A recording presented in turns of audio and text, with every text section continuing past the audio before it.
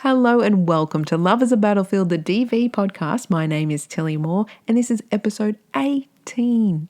18. The topic today is called Storytime, and I was going to call it Sneaky Thief because I was talking about money, but then it went on to something else. And look, I really don't know where we're going to end up. So the title is what it is, and you've seen that before you press play, but I don't know because we're on the tangent chain today. We're real, we're keeping it real, keeping it raw, and just going for it. So welcome.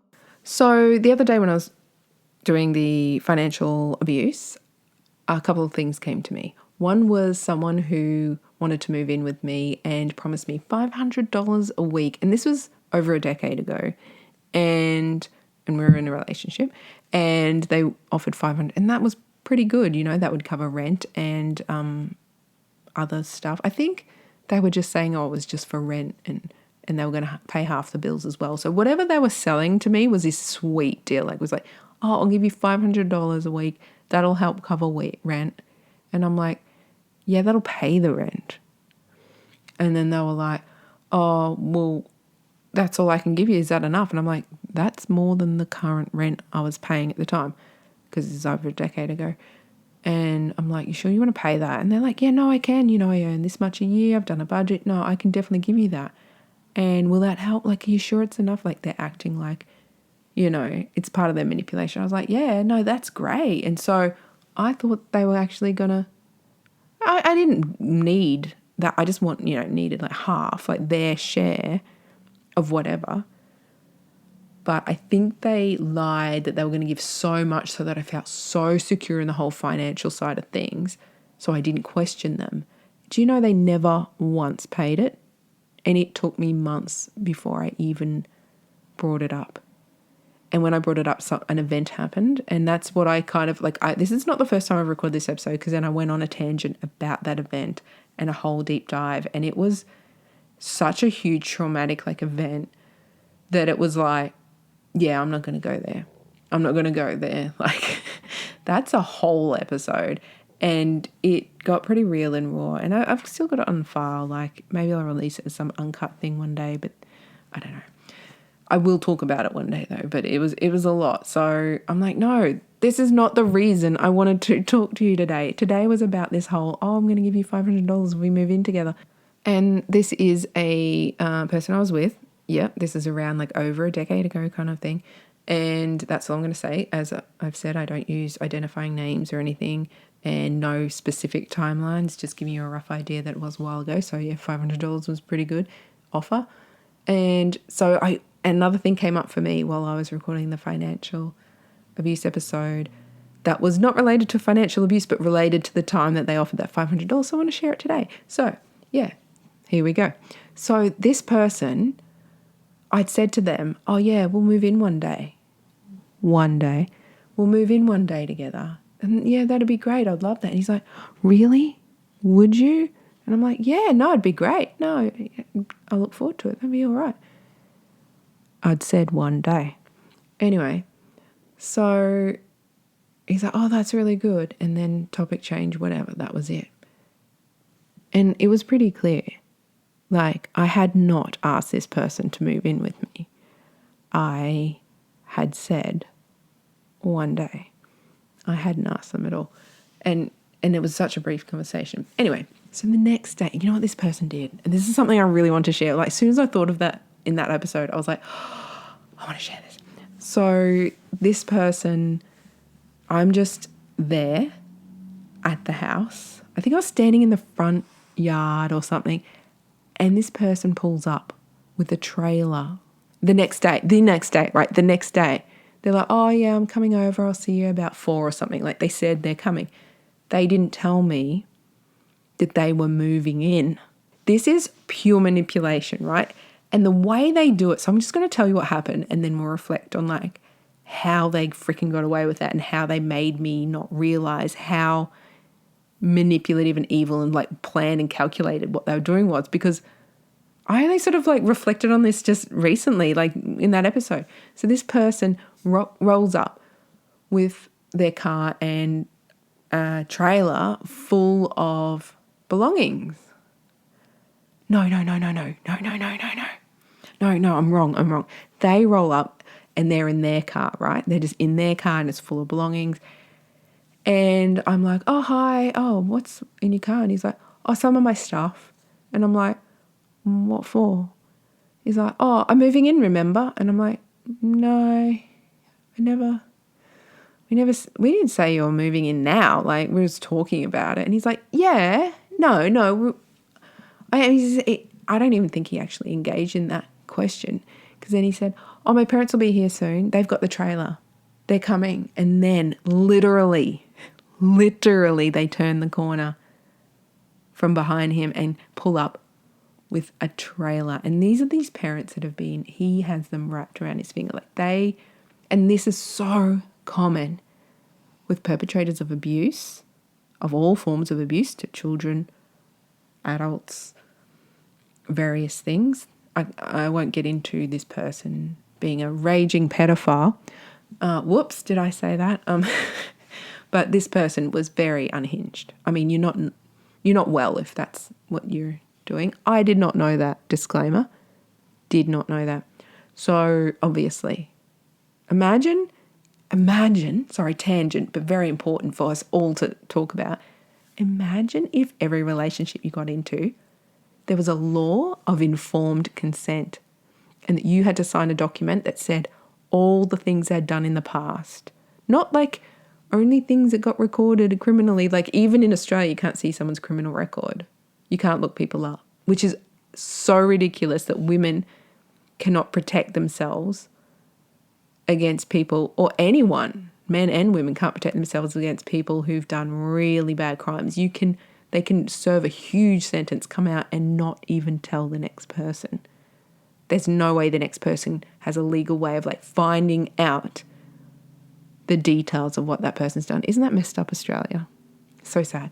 Anyway, imagine if you had informed consent where you had to know something and sign a document, and you had to know, I have lied 637 times. It's some kind of, I don't know if you've seen The Good Place, but some kind of document that could never exist in this society, because how would you get the information? How would you prove it? But imagine if you had informed consent before a relationship, and the honest truth as to what happened at the end of previous ones.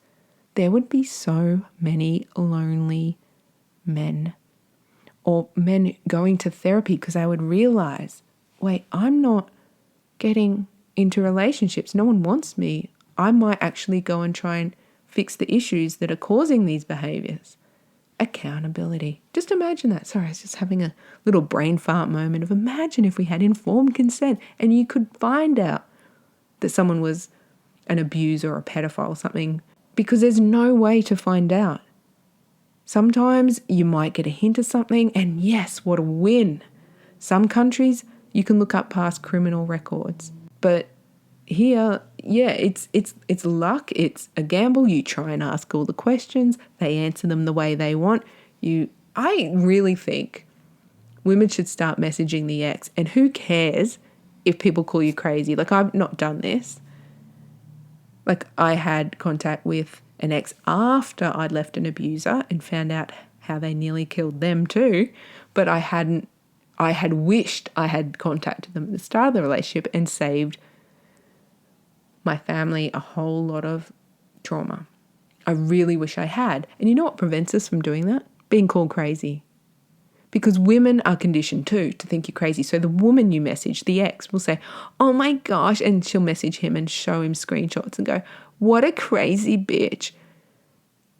But it's because that's happened countless times, I believe personally, I'm not dating at the moment, but I believe if you're going to date and you want to do that, freaking do it. Let's just start doing that.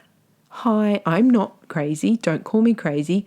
I know that you'll want to say I'm crazy, but I've been freaking hurt before and I'm not getting hurt again. So I just need to ask you, is there anything you would like me to know?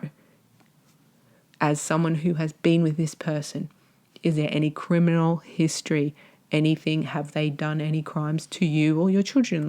Major things. I'm not here to get tea, dirt, get any sort of weird stuff. I'm not a jealous person. We're also taught the whole jealousy thing if we want to not be cheated on. It's just so stupid. And I think you should do that. I don't know, it just came to me. I just have like word vomit and a thought comes and I say it. But people could actually get really shitty at that and go, well, that's psycho. No, we've been conditioned to think that's psycho when you really think about it. We've been conditioned to think you can't even contact. Like if you're, especially as you get older, you're dating men who've been married to women for like 20 years. And you can't even message her and say, hey, I just want to make sure I'm safe and my children are safe. I don't want to know anything. I'm not being nosy. I'm not trying not to be rude to you. If there's nothing you want to tell me, you don't even have to reply. But I just want to know I'm safe and this person hasn't gone to prison for harming you or your children or anything. Like there's no major thing that you want me to know. And if you do reach out to someone and they have been a victim of things, they will tell you.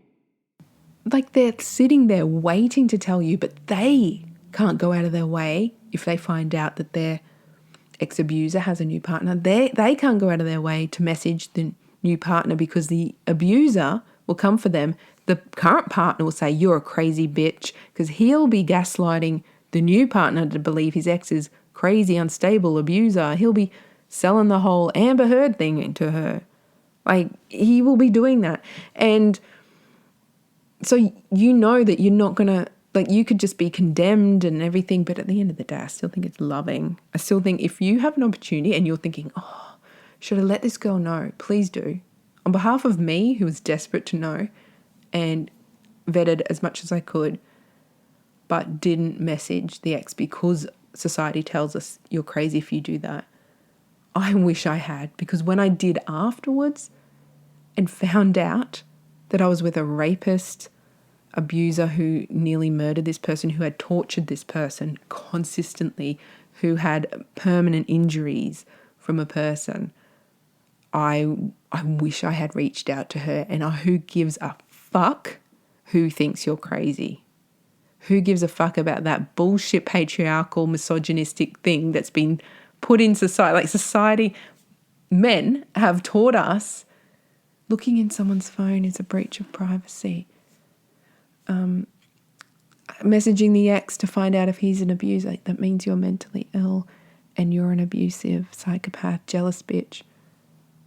If my kids have been hurt because of my relationships in the past and I went on to date again, fuck you. I don't care. It's one question. If there's nothing bad or sinister, I don't care. I don't want to know. I'm not asking for a he said, she said. I'm not asking for dirt or juice. I just want to know. Is there anything criminal that's happened here? Because if they tell me, yes, there was domestic violence, I'm fucking running. And I want to do that. I have a right to run. And how amazing if you could find that out. And does that really mean you're mentally ill? No. I don't know of any mental health condition that causes someone to do safety checks and risk assessments. That's literally what the mental health professionals do. If you were continuing to message them and being intrusive, and that it can get to that, but politely, discreetly, ask one question. They might not answer. But if they have been abused, they'll answer. And they'll tell you, trust me, they'll tell you. I will tell, if anyone messages me asking about any of my abuses, I will lovingly tell you what you need to know to keep you and your kids safe, because it breaks my heart to imagine another woman with two people I've known in my life, two criminals, one pedophile and one very nearly murderer of kids and women. Very nearly murderer. It's an official term. I've gone on a tangent, but fuck it. This is what it's for. This is what it's about. Actually, it's not.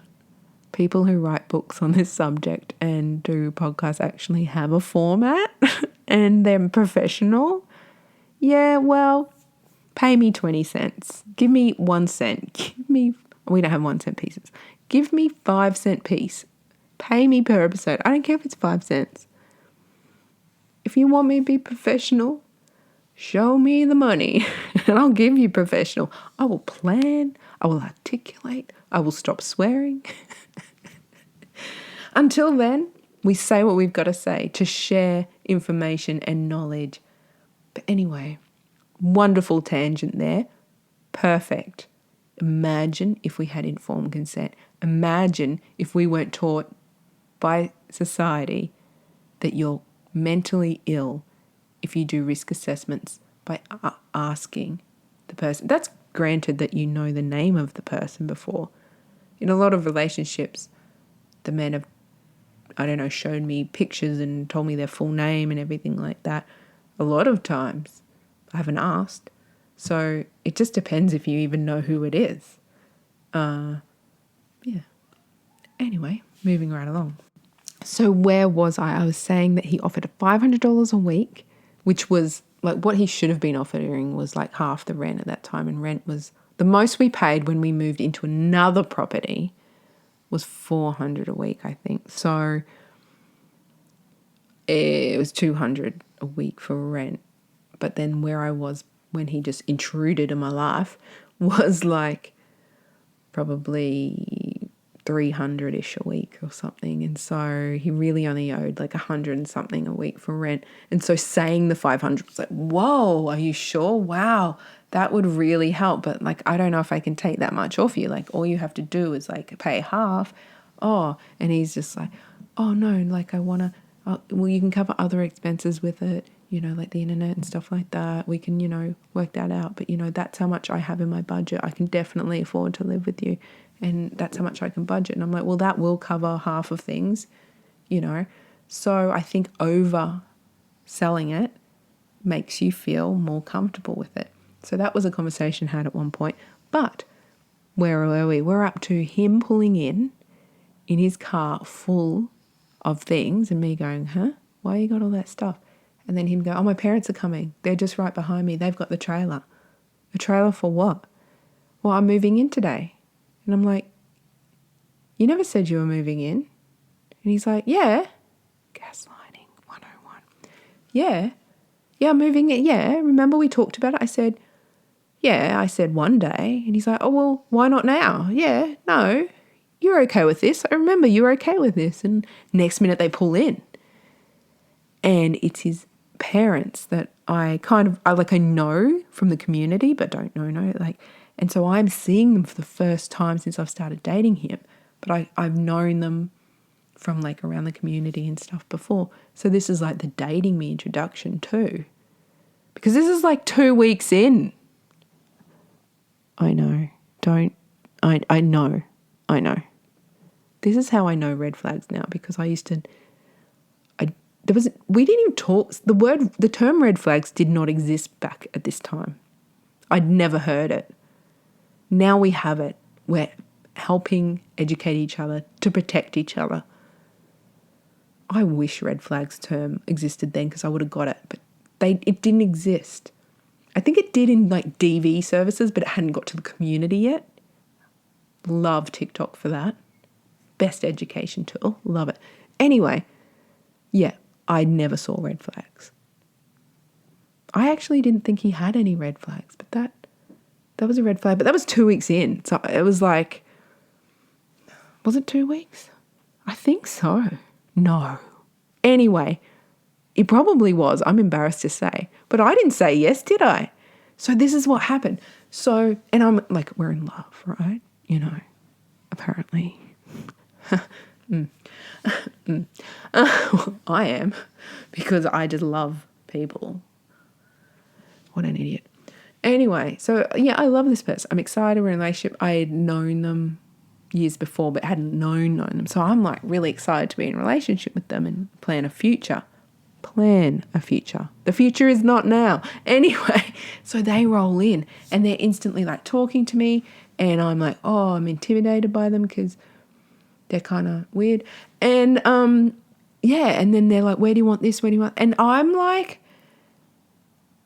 I can't say no. He did. So I look back now, knowing what I know about abusers, manipulators, narcissists, psychopaths, all these people, these unhinged abusive people.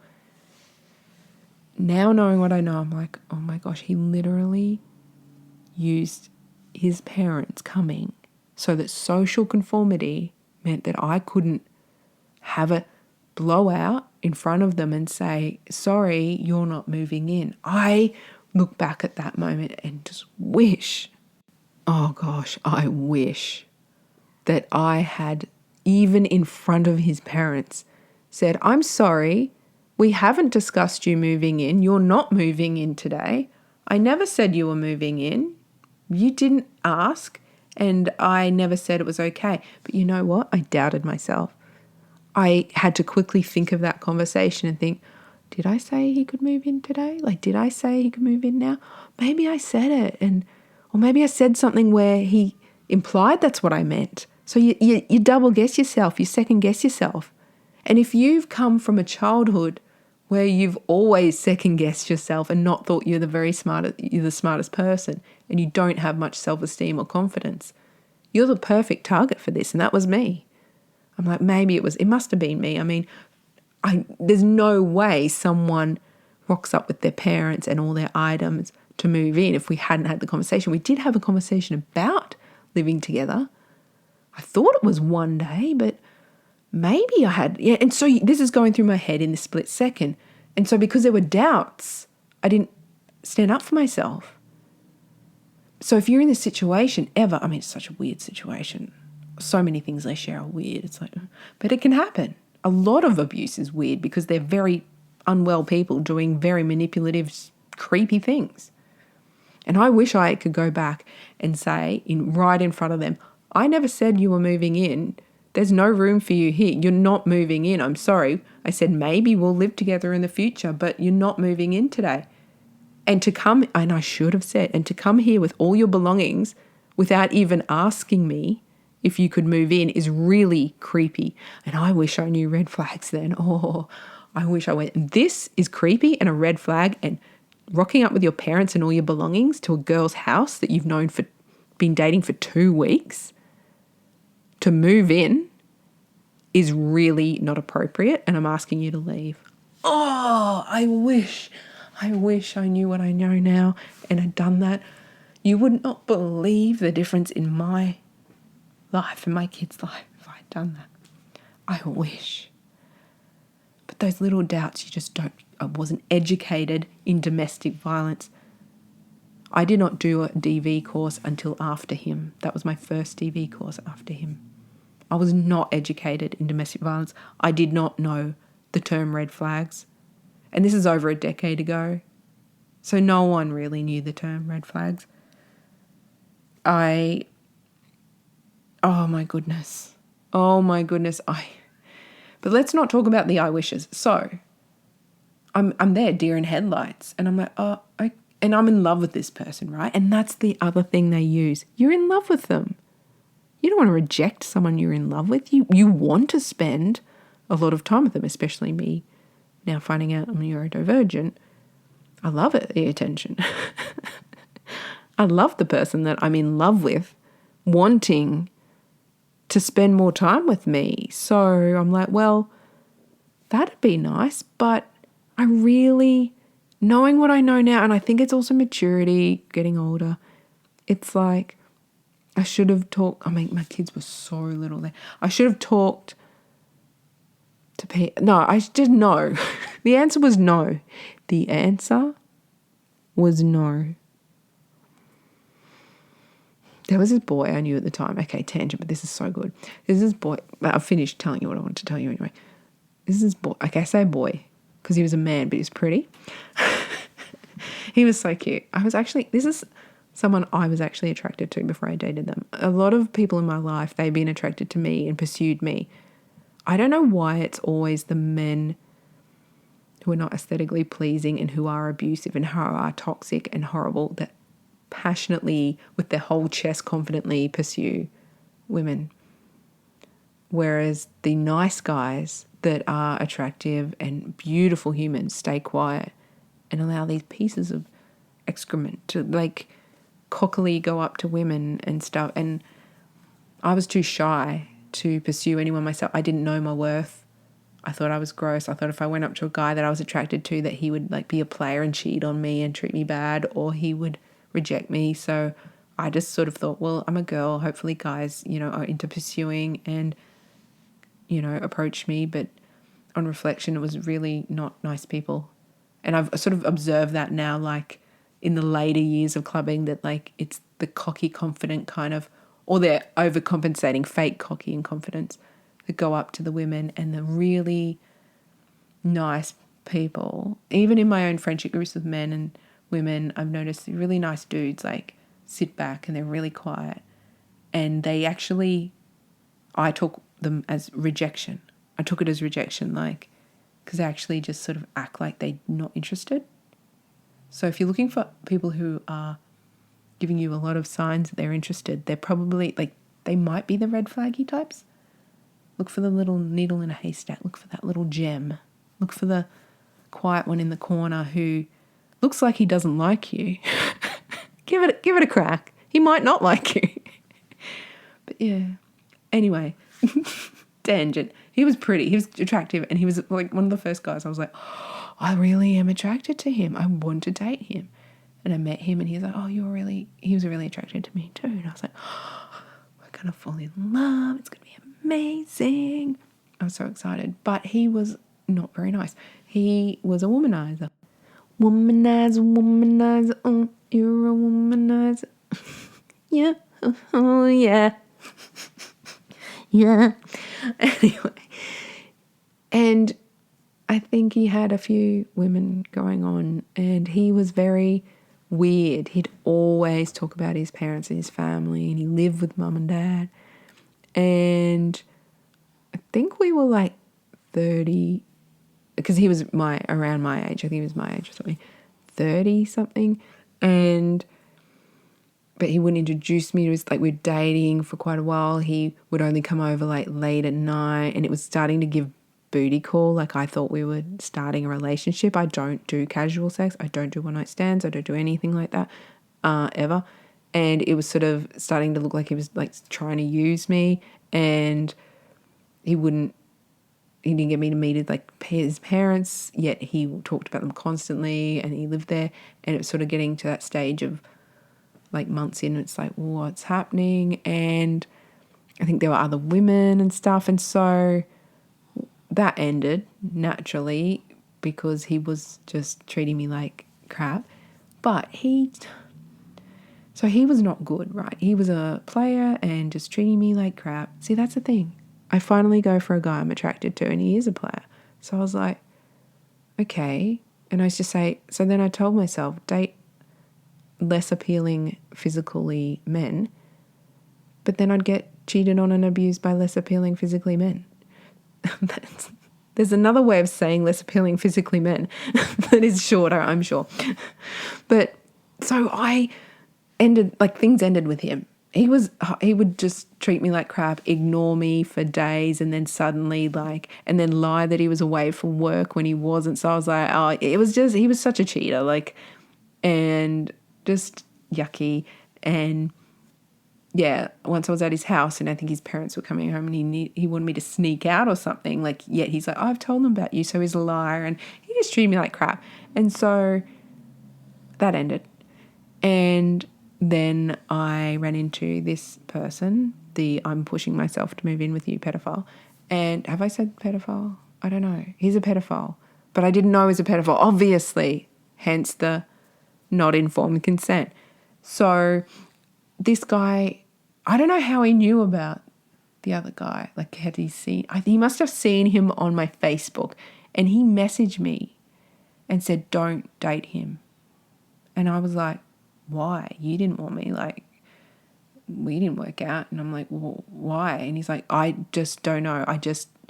I think something bad's going to happen. Like, he's not good. And I'm like, how? Tell me. Like, what do you think? And he goes, I don't know. I think he's bad. I think he's not good.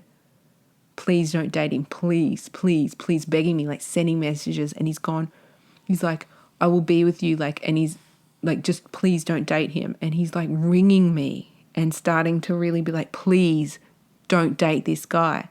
Now, this guy doesn't know this other guy from a bar of soap. And he doesn't know that he's a pedophile. But it just, like, on reflection years later, I look back and think, wow, he just, like, in his gut or something, knew that this person was, like, bad and evil, and he could somehow see it. And he was trying to save me from him. And as much as I want to say, oh, I wish, and I do, I wish I had just gone, okay. And he was, like, begging to be with me. And he was saying, no, like, I love you. And I want to be with you. And yes, I'm going to like introduce you to my family and I'm going to take you away when we go away. Like, so it was always away, which made me think, yeah, you're cheating too. And I'm going to do this and that and I want to be with you. And I didn't buy it because I'm like, what? Ages after we break up, like I start seeing someone you can see on Facebook and then you just like suddenly want me back. Like it didn't seem like he genuinely wanted me. And he was a player and he treated me crap. So of course I'm not going to go for that. But part of me wishes I did because that wouldn't have ended the same way. It would have probably ended, but it wouldn't have ended the same way. Like, it would have saved me from stuff. But what's your options? You've got player boy who treats you like crap, like an option, and does even want to be with you. And this guy who just loves and adores you and is offering you the freaking world and seems so respectful and so loving and just perfect in every way. Only he wasn't cute like, you know, the other one. But like, what are you going to pick? Of course I went for the one that I thought was better. But if I had known he could have saved me. Somehow he knew without knowing. What a weird story. Isn't that weird? I don't know. Is it men that get a sense for others, or is it? I had this theory that like bad people can see the bad in others because they've got the same bad juju or something. Because once I met this, as a nurse, I had a patient who had been, from the way he talked, he'd been involved in crime, organised crime, and he had sexually assaulted women in the past. Like he had done very, very bad things, and he had been quite open about a lot of those very bad things he had done in his life. And the second this man laid eyes on a person that I knew once, and I won't say in what setting, we could have been at the shops, we could have been anywhere, but this person laid eyes on an abuser of mine and instantly said to me later when we talked, so that's not instant, is it? The next time we talked, he's like, get away from him. Get away. There's something not right. Get away. So I was like, how can they see that in other, like, I don't know what's going on, what in Juju land is going on, that some people can sense things. Because all of my abusers have appeared to be so lovely, nice, all Aussie bloke, normal, you know, appeared so great to the outside world that you can't pick it based on their character. So yeah, food for thought. So there you have it. Old mate offered $500. I never saw $1 of it. He stole money from me in my account through the relationship, because the relationship eventually got to the point where he could access my phone and my computer, and you sort of have things open. You actually trust your person. Do you know banks say you should never tell any of your bank details to your spouse, like your PIN number or anything? And you just think, that's my person. I've got to trust them. Like, I can always change it if something goes awry, because banks know. Banks even know. Banks can point them out. Why couldn't I see them? Banks are like, no, because they know that people in relationships are often deceptive and lying and stealing money from the other one without the other one knowing. And by the time they find out and tell the bank's like, we can't do anything because you gave out your details. They could log in to your account and transfer that to their account. So this guy not only didn't pay me 1 cent ever for rent, he lied to people that he transferred once. So he stopped working at one point, long story, but he was getting benefits from the government, and he transferred 2 of those payments to my bank account 2 times. He'd never given me 1 cent of anything ever. None of that $500 a week when he was working and earning quite a lot of money, apparently. He's in a uniform going toward work and talked about people at work and emailed from work. But I don't know. Now I'm like, But I never saw a cent. Never paid rent, never paid bills, anything. And I started picking up extra shifts while having babies and stuff. Not having babies. That's just small children, whatever. I was trying to pick up a lot of shifts to support a family because I had a lot of financial pressure on me. Oh, the penny just dropped. Oh, no. Okay, I'm just going to share this raw. Like, do you think that he intentionally made me have to support the family and pick up extra shifts? Like, lied to me to get me to, like, you know, and manipulated me and gaslit me to get to be able to live with me and me expect money from him but never saw it. So manipulated me to get in that situation where I pay all the bills and then made me pay absolutely everything, put me in a financially stressful, like I was really stressed financially, situation.